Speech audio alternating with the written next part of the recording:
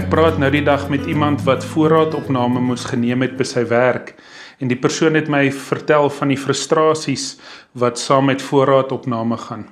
Hierdie persoon sê dit het amper vir hom gevoel asof hy oor en oor dieselfde ding moes getel het, net om seker te maak dat dit wat in voorraad was klop met dit wat op die stelsel ingelees is.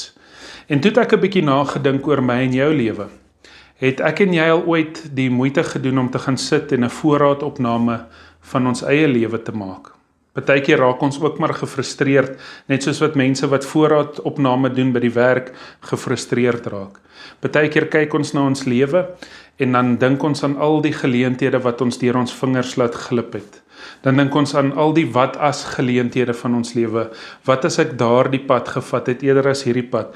Wat as ek eerder dit gedoen het eerder as wat ek dat gedoen het? Wat as ek in hierdie rigting met my lewe gegaan het eerder as in daardie rigting? En dan is 'n voorraadopname 'n frustrerende ding.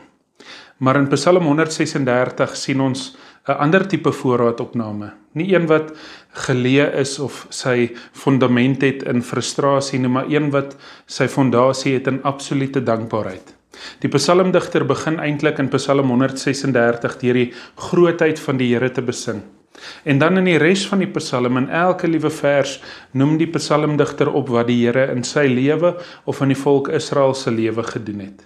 En elke keer dan sluit hy die versie af met: en aan sy liefde is daar geen einde nie. Kan jy dit ook oor jou lewe sê? Wanneer jy terugkyk oor jou lewe en jy kyk nie na die frustrerende dinge en die wat as dinge nie, maar jy kyk na die dinge wat met jou gebeur het, die suksesse wat jy behaal het, die gawes wat die Here vir jou gegee het, die geleenthede wat wel in jou lewe gerealiseer het, die mense wat as 'n gawe vir jou gegee het, die liefde wat daar in jou lewe is. Het jy al ooit jouself by so 'n punt van dankbaarheid gekry dat jy kan sê, ek kan al hierdie dinge opnoem, maar nadat ek elke liewe ding opgenoem het, kan ek sê, aan sy liefde is daar geen einde nie. Dalk vra dit van my en jou dan ook 'n ander tipe uitkyk. Ons kan na 'n voorraadopname kyk as 'n frustrasie, as iets wat ons nie wil doen nie, as iets wat vir ons moeisaam is, of ons kan kyk na die voorraadopname van ons lewe vanuit 'n ander hoek, vanuit 'n dankbaarheidshoek. En dan sal ons nie noodwendig so gefrustreerd wees nie, maar kan sê, aan sy liefde is daar geen einde nie.